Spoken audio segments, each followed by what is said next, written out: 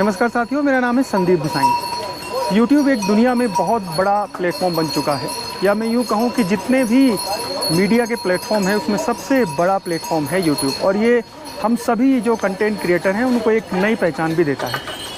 लेकिन बहुत सारे YouTube ऐसे हैं जिन्होंने दुनिया घूम ली, भारत घूम लिया, और वो बहुत कम पहचान उनको मिली है। तो ऐसे ही हमारे साथी हैं महेश नैनवाल, जो केदार घाटी के हैं, और शायद उत्तराखंड का ये पहला नौजवान है जो पूरा भारत घूम चुका है। कैसे घूमा होगा वो भारत और अभी वो क्या कर रहा है, इसी पर हम बातचीत करेंगे। केदार घाटी का जो केदारनाथ पैदल ट्रैक है उसमें वो एक इस समय यहीं पर रहता है, तो उसी से बात करेंगे। तो मिलते हैं हम महेश नैनवाल जी। महेश नमस्कार भाई जी, कैसा है? बस बढ़िया। आजकल यहाँ मैं यहाँ पे एक स्टार्टअप अपना चला रहा हूँ। मैंने एक छोटा सा यहाँ पे कैफ़े खोला है और पिछले 3 महीने से मैं यहीं पे अपना कैफ़े रन कर रहा हूँ। अच्छा, अभी उम्र कितनी है? मेरा इस टाइम 24 साल।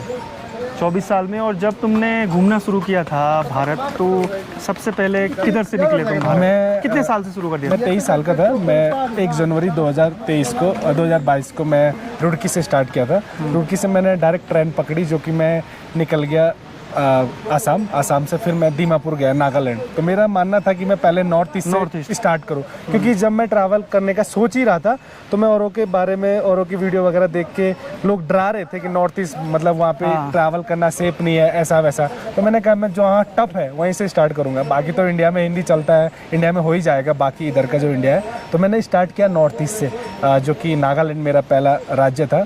तो उसमें मैंने 10 से 15 दिन मैंने एक राज्य में बिताया। उसके बाद ऐसे ऐसे करते नागालैंड, मणिपुर, मिजोरम, त्रिपुरा, मेघालय, असम, अरुणाचल, मेघालय, और उसके बाद ऐसे करते करते मैं इंडिया में आया इधर, जैसे कि वेस्ट बंगाल हो गया, झारखंड, बिहार, तब जाके साउथ इंडिया की तरफ मैं गया।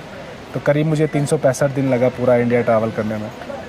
लगभग सभी राज्यों में इंटर किया? लगभग मैंने 28 राज्य और प्लस 5 यूटी मैंने कवर किया। हाँ। कहीं ऐसा लगा हो कि पैसे ख़त्म हो गए हैं? कुछ ऐसे अनुभव जब तुम्हें लगा हो कि अब कहाँ रहूँगा, क्या खाऊँगा, पैसे कम हैं? क्योंकि भारत ट्रैवल करना, अगर कोई आज ट्रैवल करता है भारत, तो मेरे हिसाब से उसको लाखों रुपए तो चाहिए ही चाहिए। हाँ, वो बात तो है, बट भारत ट्रैवल करना उतना ज़्यादा कॉस्टली नहीं है, क्योंकि भारत के लोग इतने अच्छे हैं। मतलब आपके अंदर बात करने की एक क्वालिटी होनी चाहिए, लोगों के साथ आप फ्रेंडली होने चाहिए। बाकी मेरे हिसाब से भारत ट्रैवल करने में ज़्यादा खर्चा नहीं आता है। बस अपने खाने का मान के चलो, रहने के लिए अपना एक टेंट होना चाहिए, एक स्लीपिंग बैग होना चाहिए, यानी कि विद लगेज आपको ट्रैवल करना पड़ेगा। मैं 27 kg लेके ट्रैवल करता था। अपना रॉकसेट जो बैग होता है ट्रैवलिंग वाला, उसको लेके निकलता था रोज़।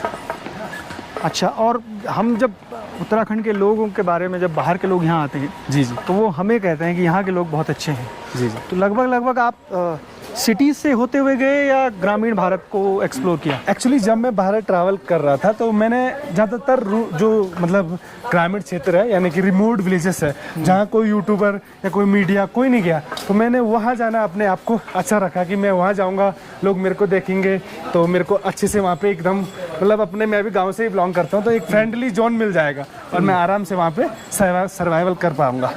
कुछ अनुभव खट्टे मीठे जो याद रहते हैं, हमेशा याद रहे ज़िंदगी भर? हाँ, ऐसे तो बहुत सारे हुए थे। जैसे कि मैं एक बार बिहार में था।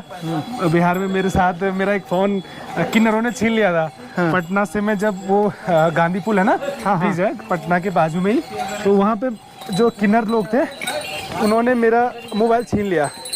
तो मोबाइल छीना तो मेरे से बोलने लग गए कि भैया 2000 रुपये दो, हम तब जाके आपको मोबाइल देंगे।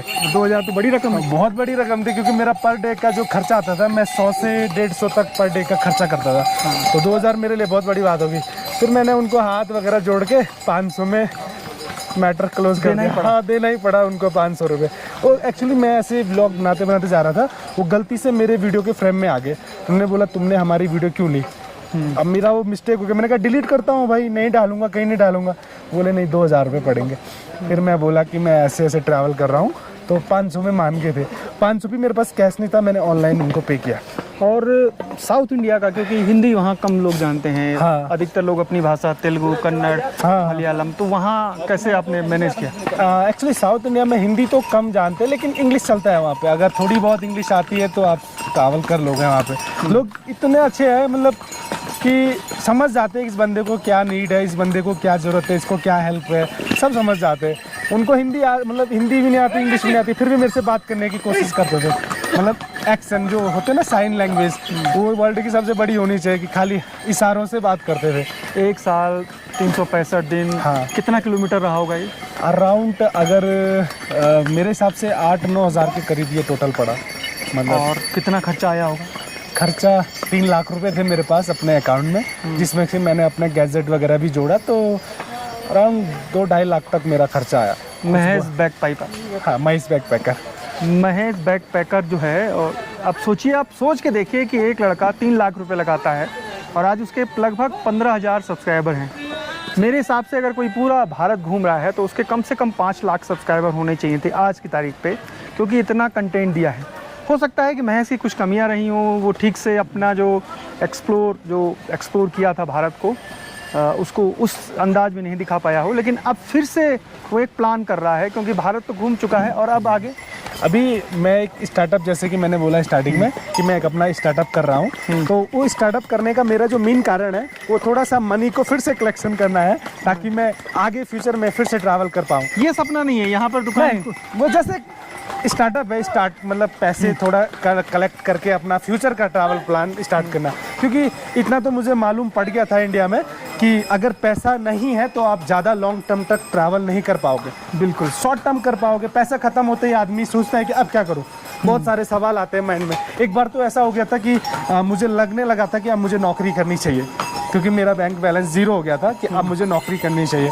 फिर मैंने सोचा नौकरी तो मैं करूँगा नहीं, क्योंकि मैं इतनी जगह घूमा हूँ, इतना ट्रैवल किया हूँ, तो इससे तो ये सीखने को मिला है कि कुछ भी करो लेकिन वो धंधा करो, बिजनेस करो या छोटा स्टार्टअप करो।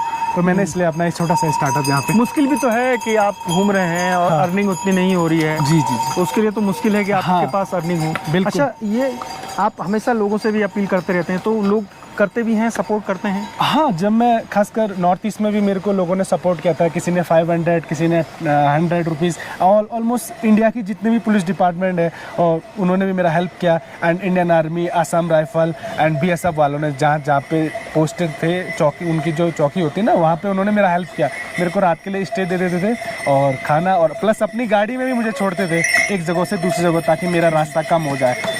नेपाल का भी कुछ ऐसा ही अनुभव है, तुम बता रहे थे एक बार? हाँ, मैं एक्चुअली नेपाल भी गया था। अभी रिसेंटली मैंने 45 दिन नेपाल में ट्रैवल किया, उसके बाद ही मैं यहाँ पे आया हूँ केदारनाथ, अपने घर के बाजू में जो मैं बिज़नेस कर रहा हूँ।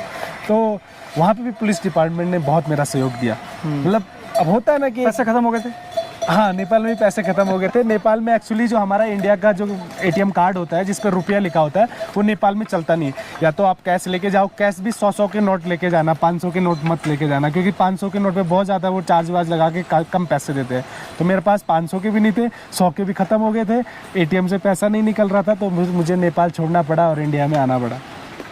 भारत घूमना आसान नहीं है, और जैसा महेश अपना अनुभव बता भी रहे हैं, महेश एक चीज़ और जानना चाहता हूँ। बहुत सारे युवा हैं जी, क्योंकि YouTube ने एक नया प्लेटफॉर्म खोल दिया है जी जी, कि आप घूमने का शौक बहुतों को है। बिल्कुल। मुझे लगता है कि कोई भी इंसान को अगर पूछा जाए कि आप घूमना चाहते हो, वो मना कर देगी, मुझे घूमना पसंद नहीं है। जी बिल्कुल। किसी को ट्रैकिंग पसंद है, किसी को हिस्टोरिकल प्लेस, किसी को धार्मिक स्थान पसंद है, किसी को ग्रामीण भारत देखना पसंद है। तो वो उनके लिए एक मैसेज तो आप दे सकते हैं कि कैसे करें वो। बिल्कुल। देखिए, ट्रैवल करना, खासकर विदाउट मनी भी आप ट्रैवल कर सकते हो, वो ज़्यादा टफ नहीं है और ज़्यादा इजी भी नहीं है। तो कुछ लोग सोचते हैं कि भाई हम भी यूट्यूबर बनते हैं, कैमरा ले लेते हैं और बैग पकड़ते हैं और निकल जाते हैं। भाई साहब, बहुत ज़्यादा स्ट्रगल है। यानी कि मैंने 365 दिन जीरो, मतलब बिना पैसे 365 दिन काम किया। 365 दिन के बाद मुझे एक पेमेंट मिला था 70-80 हज़ार का यूट्यूब से, वो भी 1 साल के बाद मिला पूरा। तो कोई बंदा अगर जो 1 से 2 साल बिना पैसे काम करने के लिए तैयार है, जिसके अंदर उतने पेशेंस है, धैर्य है कि मेरे को पैसा ना मिले मैं फिर भी काम करूंगा, कंटिन्यू करूंगा, तो वो बंदा ट्रैवल भी कर सकता है और यूट्यूब पे भी अपना करियर बना सकता है। तो कर सकते हैं। अच्छा, दूसरा मैंने देखा कि उत्तराखंड और स्टेटों की अगर हम बात कर लें, जी, उत्तराखंड के कंटेंट क्रिएटर और प्रदेशों की तुलना में बहुत आगे हो गए हैं और लोग शायद उत्तराखंड को देखना भी चाहते हैं। तो आपने उत्तराखंड पर फोकस क्यों नहीं किया पहले शुरुआत में, उसके बाद भारत घूमते? एक्चुअली जब मैं कॉलेज कर रहा था, मैं रुड़की से ही पढ़ाई किया हूँ, तो उस टाइम मैं अपनी बाइक लेके पूरा उत्तराखंड एक्सप्लोर कर दिया था। भले मैंने उत्तराखंड में वीडियो नहीं बनाई, समय नहीं, यूट्यूब का भी इतना जमाना नहीं था, प्लस मेरे को भी पता नहीं था कि भाई मुझे लॉन्ग टर्म ट्रैवल करना है तो एक जरिया होना चाहिए पैसे इनकम करने का, ताकि मैं काम भी करता रहूँ और पैसा भी आता रहे और मेरा ट्रैवल भी चलता रहे। उस टाइम बस ये था कि ठीक है मेरे पास जितना पैसा है बाइक में तेल डालो और अपना उत्तराखंड घूमो। तो मैं उत्तराखंड के 13 जिले कवर कर चुका था और मैंने उत्तराखंड को भी एक्सप्लोर किया है कॉलेज लाइफ में। 5-7 दिन का ट्रिप बना के जाता था, 1-2 प्लेसेस को एक्सप्लोर करके फिर अपना कॉलेज चला जाता था। बट रिसेंटली क्या हुआ कि मुझे अब पूरा इंडिया कवर करना है। उत्तराखंड तो ऑलरेडी मैं घूम चुका था, इंडिया कवर करने का प्लान दिमाग में आया, इसलिए मैं 1 जनवरी 2022 को रुड़की से ही निकल गया पूरे भारत को एक्सप्लोर करने के लिए। ये बात भी सही है कि घूमना, और कितना नॉलेज हुआ होगा। अगर आपने 365 दिन कितने स्टेट घूमे होंगे, कितनी जगहें देखी होंगी, कितने आपके दोस्त बन गए होंगे, तो वो एक ज़िंदगी भर का एक अनुभव तो होता ही है। बिल्कुल भैया, बिल्कुल। एक्चुअली लोगों मतलब एक तो होता है रीडर जो खुद किताब पढ़ के नॉलेज गेन करता है, एक होता है लिसनर जो लोगों से सुन के नॉलेज गेन करता है। तो मैंने ज़्यादातर लोगों से सुन के, क्योंकि हर इंसान के पास अपना अपना अनुभव है जीवन का, तो उन्होंने मेरे को अपना अनुभव बताया। तो उन्होंने जो मुझे अपना अनुभव बताया तो उससे मतलब मुझे और ज़्यादा आसानी हुआ ट्रैवल करने में, आगे सीखने में, आगे मतलब और आगे बढ़ने में। अच्छा, अभी क्या स्थिति है? अब केदारनाथ यात्रा पर आते हैं। जी जी। तो इस साल की यात्रा कैसी रही और आगे की क्या उम्मीदें हैं? आप बहुत सारे युवा हैं जो इस केदार घाटी का या केदारनाथ यात्रा पर ही उनका रोजगार चलता है। देखिए, रोजगार की अगर मैं बात करूं, इस बार मतलब पिछले साल के मुताबिक लोगों का कहना है कि इस बार कम यात्रा यहाँ पे चली। तो भैया वजह की अगर मैं बात करूँ तो वैसे तो 2-3 वजह है, लेकिन जो मेन वजह है केदारनाथ में इस टाइम यात्रा करना, सही तरीके से ना चल पाना, वो है बारिश। मैं अप्रैल में यहाँ पे आया था, अप्रैल से कंटिन्यू हर दिन मतलब हर दूसरे तीसरे दिन बारिश ही बारिश।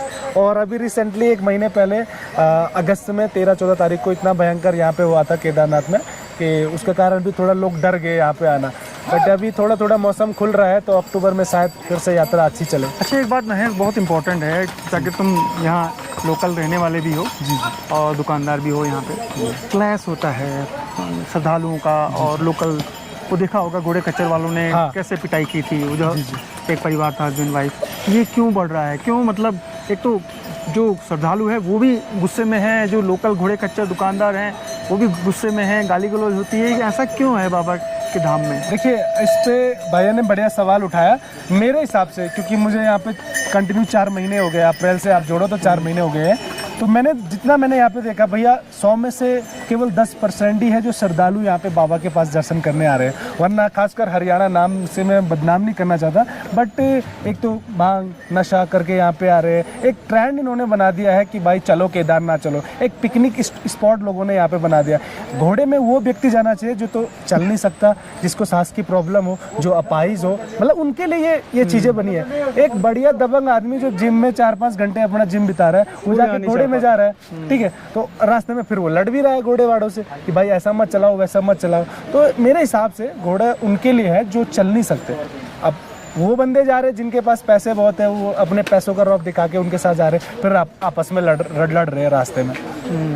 अच्छा, एक चीज़ और आती है जी, जब बाहर के लोग यहाँ आते हैं, यहाँ वो चाय पीते हैं, मैगी खाते हैं, खाना खाते हैं, बिस्किट नमकीन सब चीज़ें लेते हैं, तो वो कहते हैं महंगाई है, और वो देखते नहीं कि किस इलाके में क्या सामान हम लेके चल रहे हैं। बिल्कुल बिल्कुल। वो भी एक ऐसा ट्रेंड है जो यहाँ बदनाम होता है। हमेशा केदार घाटी बदनाम होती है, ये महंगाई, एक्स्ट्रा महंगाई हो गई है। उस पर आप क्या कहोगे? उसके लिए कारण है, एक्चुअली जो सामान यहाँ पे आता है वो सबसे पहले सोनप्रयाग में आता है, सोनप्रयाग से फिर वो गाड़ी में लोड होके गौरीकुंड आता है। तो गौरीकुंड में आते आते उस पर 1-2 रुपये बढ़ जाता है। मान के चलो, एक फॉर एग्जाम्पल एक छोटा सा पानी का बोतल लेके चलते हैं, उसका एक कॉस्ट जहाँ पे होल सेलर होता है वो 9 रुपये का उसको परचेस करता है, होलसेलर से 9 रुपये का जाता है दुकानदार के पास, रिटेलर के पास, तो वो बेचता किसने में 20 रुपये में, उसको 11 रुपये का प्रॉफिट होता है। लेकिन गौरीकुंड में जहाँ पे सामान हम लोग लेते हैं, परचेस करते हैं लाला लोग, वहाँ पे हमको ही 30 रुपये का पानी मिलता है। एक 20 का बोतल कितने का मिल रहा है? 30 रुपये का मिल रहा है। हम उसको सेल यहाँ पे 50 रुपये का कर रहे हैं, या जंगल चट्टी में 50 रुपये का रेट है, केदारनाथ में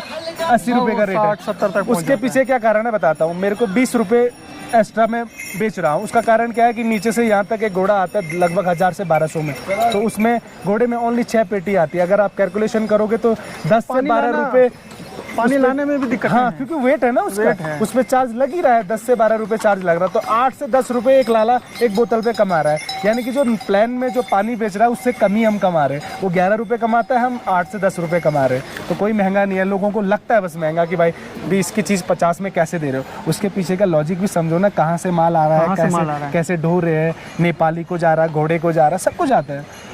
तो कई चीज़ें हैं और महेश ने काफ़ी खुल के अपनी चीज़ें बताई। फ्यूचर में भी वो बता रहा है कि वो अब्रॉड घूमना चाहता है, बांग्लादेश से शुरू करेंगे, मैं बांग्लादेश और उसके बाद बहुत सारे जो और देश हैं। तो कोशिश ये है कि हम महेश को प्रमोट करें और महेश जैसे बहुत सारे जो अच्छा कंटेंट बना रहे हैं, जो दुनिया दिखा रहे हैं, भारत के अलग अलग, मेरे को तो भारत ही पूरी दुनिया लगता है। अगर कोई भारत ही घूम ले, जितने भी राज्य हैं, जितना कल्चर और डाइवर्सिटी है यहाँ, वो भी अपने आप में, तो महेश पैकर महेश बैक पैकर है। और इसके डिस्क्रिप्शन में भी हम जो डिटेल है इनके चैनल की वो डालेंगे। तो महेश के तमाम वीडियो देखेगा। मैंने बहुत सारे वीडियो देखे हैं, नेपाल की सीरीज़ देखी, उसके अलावा नॉर्थ ईस्ट की सीरीज़ देखी, बहुत सारी सीरीज़ जो नहीं देख पाया अब वो मैं देखूंगा।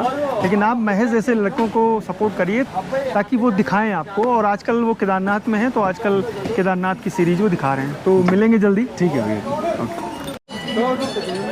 महेश नैनवाल इस समय जंगल चट्टी के पास हैं। आप केदारनाथ आएँ तो आप जंगल चट्टी से करीब 500 मीटर पहले आप इनसे मिल सकते हैं। इनका नंबर भी हम डिस्प्ले में देंगे और इनका जो नंबर, ईमेल एड्रेस है वो खुद उनके चैनल पर भी है। एक युवा को सपोर्ट करिए और उनके तमाम वीडियो को देखिए ताकि उनको सपोर्ट मिले और वो उनका जो सपना है, पहले भारत घूमने का सपना था और अब विश्व घूमने का सपना है, तो वो पूरा हो सके। ऐसे ही नए और नौजवान युवाओं से हम आगे भी आपको मिलाते रहेंगे। फिलहाल संदीप गुसाई को इजाज़त दीजिए। जय नंदा, जय हिमाल।